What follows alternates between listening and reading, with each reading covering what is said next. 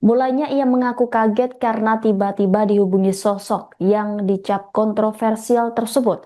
Dalam sambungan telepon itu, Ferry mengaku menyampaikan beberapa kritik dan masukan dari masyarakat atas apa yang terjadi, termasuk soal kekecewaan warga terhadap tindakan Ahmad Saroni. Atas rentetan insiden yang terjadi, kata Ferry Irwandi, Ahmad Saroni menyadari gaya komunikasinya memang perlu diperbaiki. Pada saat itu, ucapan kontroversialnya menjadi hal sensitif bagi masyarakat. Dalam kesempatan itu, Ahmad Saroni juga membahas soal penjarahan yang terjadi di kediamannya. Dia sudah mengikhlaskan, namun memang masih menahan diri untuk muncul ke publik demi keluarga. Awalnya Sahroni berencana tampil langsung untuk memberikan klarifikasi di hadapan publik termasuk di podcast. Namun rencana itu urung dilaksanakan karena ada masalah yang menimpa keluarganya. Sahroni membantah bahwa dirinya berada di luar negeri saat aksi penjarahan itu terjadi. Ia mengklarifikasi bahwa dirinya memang berada di Singapura, tetapi beberapa hari sebelum aksi penjarahan rumahnya terjadi. Setelah itu, Saroni sudah berada di Jakarta. Kendati demikian, Saroni melalui Ferry menyampaikan permohonan maaf kepada masyarakat Indonesia. Ia menegaskan tidak pernah berniat buruk atas ucapan maupun tindakan sebelumnya. Namun untuk saat ini Saroni masih fokus memulihkan kondisi keluarganya. Ia pun berjanji akan segera muncul ke publik dengan pribadi yang baru. Oke, menarik banget. Nih, gue ada cerita yang gimana ya? Ya sedikit lucu lah ya. Baru kemarin gue ditelepon langsung sama Pak Ahmad Syaroni ya. Waktu ditelepon tuh gue mikir ini ada apa lagi? Nggak habis-habis dan ternyata nggak ke situ arahnya. Jadi dia nelpon dan dia mau komunikasi langsung ke gue gitu. Jadi emang orangnya langsung nelpon gue. Nah, dalam percakapan via telepon itu gue sampaikan beberapa kritik dan masukan masyarakat atas apa yang terjadi karena dia pengen tahu kan sebenarnya kayak gimana sih gambarannya. Ya gue jelasin apa yang membuat masyarakat emosi, membuat masyarakat marah dan lain sebagainya.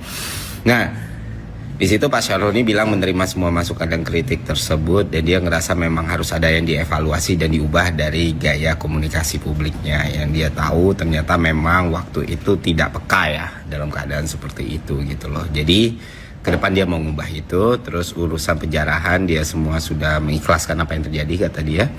Dan semoga jadi pelajaran bukan cuma buat dia sendiri tapi buat pejabat publik, buat masyarakat dan lain sebagainya.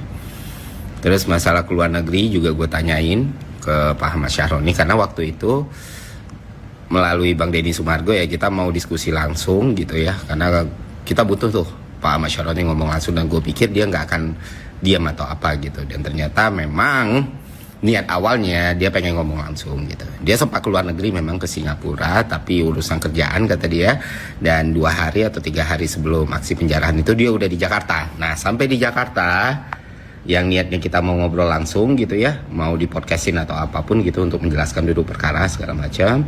Ada yang terjadi sama keluarganya beliau dan ya dia bilang demi keselamatan keluarganya waktu itu terpaksa dia diam. Nah, gue nggak tahu ya mungkin dia yang bisa ngejelasin lah. Dia juga nitip maaf kepada masyarakat Indonesia atas apa yang dia lakukan atau dia ucapkan, nggak ada niat buruk katanya dan gue bilang ya kalau mau minta maaf langsung Anda sendiri Pak ke publik gitu dan dia bilang dalam waktu dekat atau apa gitu ya dia mau muncul ke publik tapi untuk sekarang fokus memulihkan keadaan keluarganya dulu orang-orang terdekatnya anak istrinya dia pasti nanti juga akan muncul lagi di publik dan pengen jadi pribadi yang berbeda lah kata dia sambil mengevaluasi apapun kesalahan dia di periode itu sih kurang lebih gambaran percakapan kami di telepon.